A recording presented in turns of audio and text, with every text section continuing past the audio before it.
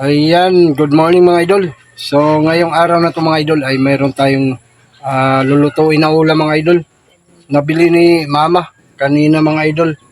Masarap to na isda mga idol. Papakita ko sa inyo mga idol. So ayan na mga idol.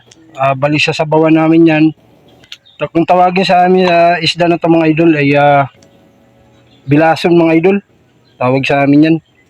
Sa isdang ganyan. Tapos ito ay lalagyan namin ng talbos kamote. Ayan mga idol. At mayroon din kami piprituhin mga idol. Ganitong isda din. Ayan.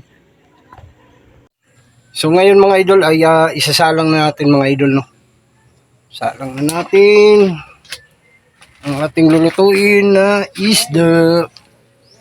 Ayan mga idol. Salang na.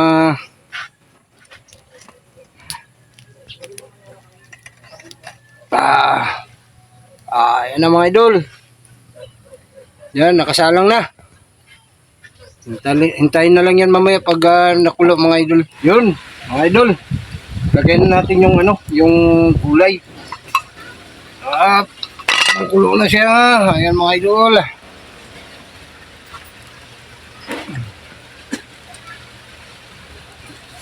Ora. Ora. Ayan na mga idol. Malagay na. Mamaya nung ulit mga idol Tikman mo ang tama. Asin. Tika lang mga idol. At natin. Nalukay-lukay ko muna. Mamaya nung ulit mga idol. So ayan mga idol. Luto na yung sinabawang isda natin. Yan, may halong talbos kamuti mga lods. Mamaya kain tayo mga idol mamaya. Pero magpiprito muna ako mga idol Ngayon ay magpiprito tayo mga idol. Ito yung prituhin natin mga idol. Yan. Ang isda na yan. Piti-piti. Piti-piti.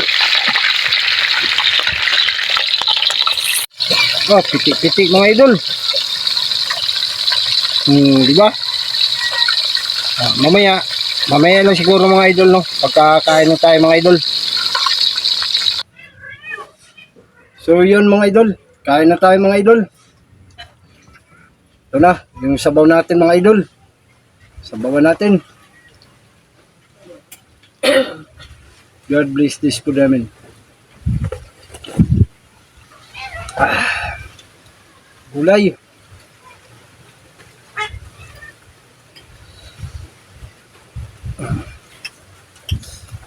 Tapos yung isda.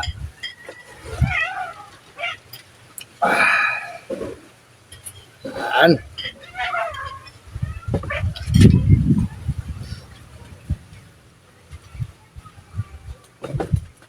Sabawan pa natin.